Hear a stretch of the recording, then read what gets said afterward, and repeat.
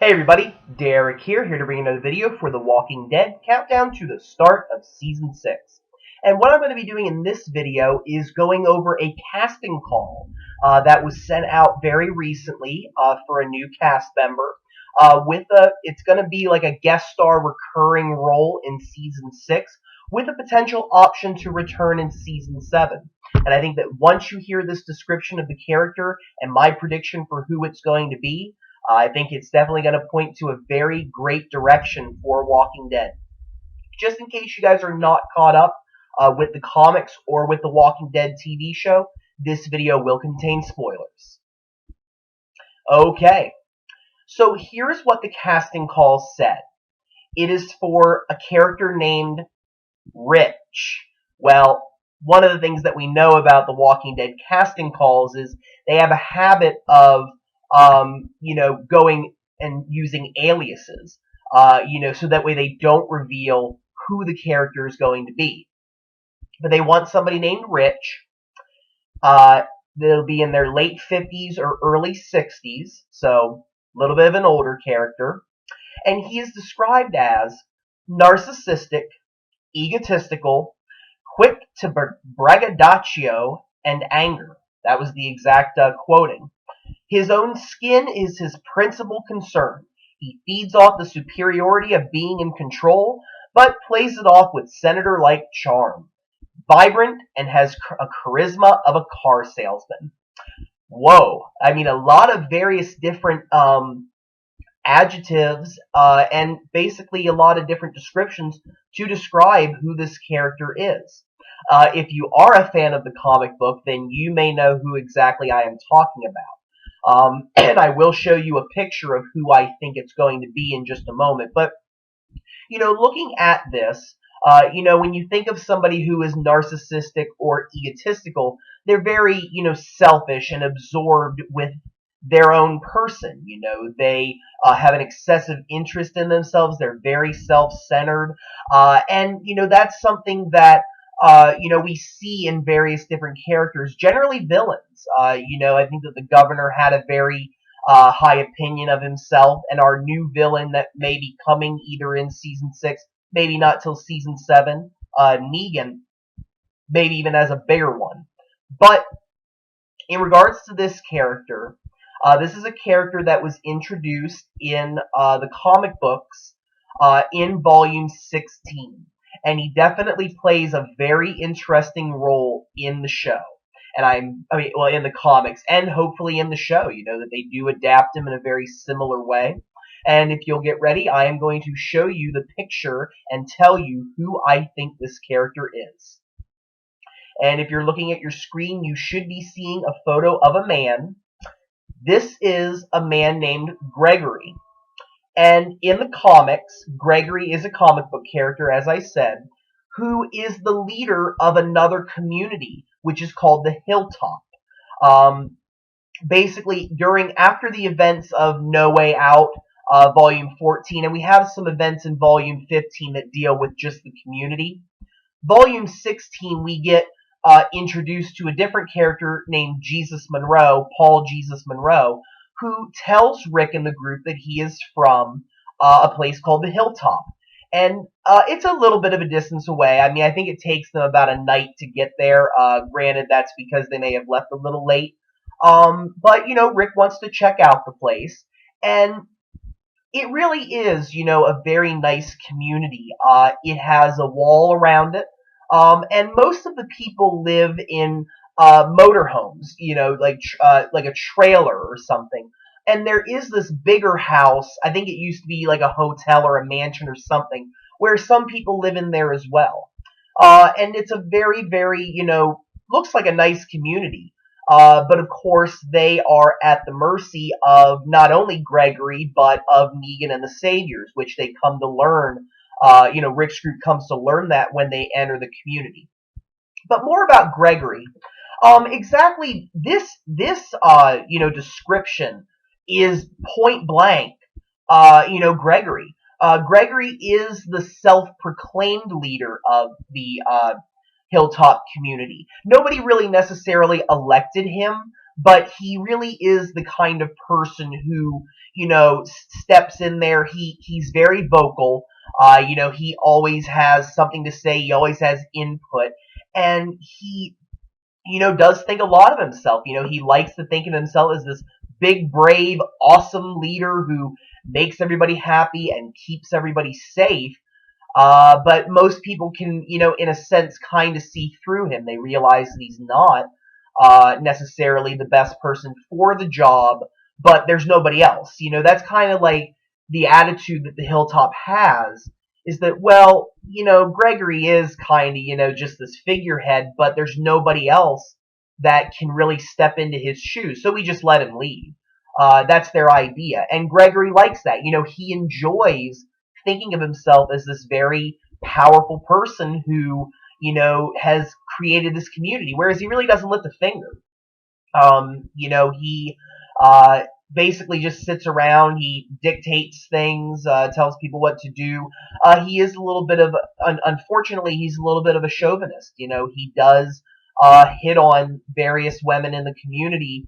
I don't think he's ever gone to very extreme, harassment like Davidson did in the Alexandria community, but he does let himself, be known that, hey, he has an interest in you, and he does show an interest in Maggie, when they do get there. Now, again, Gregory, although many people don't think that he's really good for the job, he does, present himself off as a very, somewhat likable person. It's a very complicated relationship that he has with people because he does have influence over this community. And that is explained throughout the book, the comic books. That he does have the influence to get people to do what he wants them to do. Otherwise, he wouldn't be able to, be this kind of figurehead. And while he does present himself as a mighty, leader, he is in all regards a coward. He really is. He demonstrates that throughout the comic book. And I don't want to go into too much detail right now because I don't want to spoil things for later on that are, in my opinion, way far off on the TV show. But one thing I will say, which is something that will be coming up a lot sooner, is that, when the Saviors are introduced, Negan and the rest of the group, Gregory was working with them. He told the people of the Hilltop that they were going to give supplies over to the Saviors, because that's what the Saviors do. They basically come and take supplies, and in exchange they won't hurt people, and they won't, cause them any trouble, and they'll kill the walkers in the area. But again, it is a forced kind of an arrangement. It's not, something that they have an option to do. If they didn't do it, then they would be under severe consequences, and that does happen in the beginning when they do get introduced to Rick's group. They were going through a period of problems with the Saviors, and several of the Hilltop members do get killed by Negan and the group of the Saviors, because they weren't following through. And people have wanted to, fight against the Saviors, but nobody was willing to ever step up. And Gregory, again, he's a coward. He realizes that the Saviors are a lot stronger, and he really does care about, number one, himself. He wants to retain his power. He wants to be in that position, and he doesn't want to put himself in a position where he's going to lose it. And if he goes against Negan, he's dead. And I think that is something that, he realizes. So that's why he works with the Saviors. And I'm going to bring my screen back to, just myself. I'm going to take the images off the screen. Okay. So, again, Gregory really is a very interesting character. He does add this tension to the story, which I think that we really want to see in Season 6. And going into the potential storyline with the Saviors, which I think they have to do. There's no question about it. But, he's going to throw a wrench into things because when the war starts, Gregory defects. He does end up going over and saying, hey, Negan, we're on your side. Now, he doesn't fight or anything. Again, he doesn't want to fight. He's not somebody who's brave enough to stand up to anybody. But again, he does have this kind of a politician-like, uh, you know, charisma about himself, like a car salesman. You think about, and I don't want to stereotype, and I really don't understand the whole entire car salesman pitch. I bought my car from my grandparents, so never actually had personal experience. But what you basically understand from that reference is that they're trying to present something to you that is not as great as what you want it to be or what it actually is, but the way that they spin it, it's a pretty good deal. That's the stereotype car salesman joke that I've heard. And again, I'm not judging. Just when you think about it in the perspective of Gregory, that is in a sense what he is. He presents himself as, hey, I'm a great leader. And look, we are safe for the most part. All we have to do is give some of these supplies to these guys, and nobody dies, and nobody gets hurt, and nothing bad happens. What's so wrong about that? And that's the way that he holds himself out.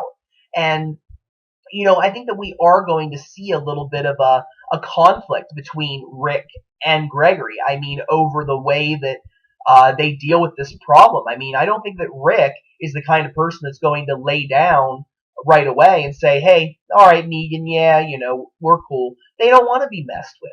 They don't want anybody coming in and affecting their community and telling them what to do. So I think that that's automatically going to create some conflict between Gregory and Rick. And again, I think that Gregory's character is very, very interesting. It presents a lot of challenges for the group going forward. And again, if you want to know more about that, just Google Gregory's character, look up on Walking Dead Wiki what happens in the comics, because he definitely plays a very interesting role in a lot of the things that happen, not only during the Saviors War, but what happens later on. So if you are interested in that, take a look. But I think that, going into the show right now, I think that it's great that they're introducing Gregory. I think that he is a very interesting character. He will be somebody that will, cause a lot of tension, a lot of problems for the group. But that's what we need. We need that tension. We need that uncertainty in the Walking Dead world. Otherwise, things get too complacent and boring, and we don't want that. So I'm glad that they're introducing him, or some version of him. I mean, it's not unlike them to change the role a little bit. He may have a different name, but I'm pretty sure that this is going to be Gregory. I think they will introduce Gregory as the name. I don't think it's going to be somebody different, but this definitely sounds like him. I think it is him, and what that really means is, and I'm assuming this is more for the second half of Season 6, we are going to be introduced to the Hilltop Colony and really understand them, get to know what they're going through, and potentially build some kind of relationship between Alexandria and Hilltop in Season 6. I'm excited for it. I love that part of the comics, and I'm very glad they're going to do a story on that. So with that, I'm going to bring this video to a close. I want to thank all of you guys for watching. If you guys have any questions or comments, don't be afraid to leave them. Feel free to subscribe. I do have more videos coming. And if you guys have any suggestions for any videos that you would like to see, please do not be afraid to suggest them. I hope you all have a wonderful evening, and thank you very much for watching.